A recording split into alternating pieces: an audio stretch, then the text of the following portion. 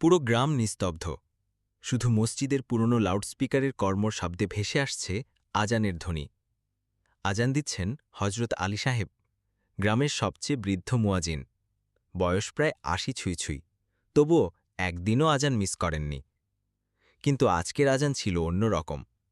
শব্দে কেমন যেন এক অদ্ভুত কম্পন, যেন কান্নার সুর মিশে আছে।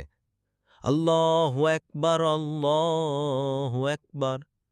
প্রতিটি শব্দ যেন আকাশ চিরে আল্লাহর কাছে পৌঁছে যাচ্ছে। আজানের মাঝপথে হঠাৎই মাইকের শব্দ থেমে যায়। মসজিদে দৌড়ে যায় গ্রামের মানুষ। দেখে আলী সাহেব আজানের শেষ শব্দ উচ্চারণ করেই মিম্বারের পাশে সিজদার ভঙ্গিতে নিস্তব্ধ হয়ে আছেন। ঠোঁটে জমে থাকা শেষ বাক্য, লা ইলাহা ইল্লাল্লাহ। সেদিন গ্রামের মানুষ সবাই কেঁদেছিল, কারণ আলী সাহেব চলে গেছেন, কিন্তু রেখে গেছেন এমন এক বিদায় যা মানুষকে মনে করিয়ে দিল মৃত্যুর আগ পর্যন্ত আল্লাহর দাস হয়ে থাকা কত বড় সৌভাগ্য।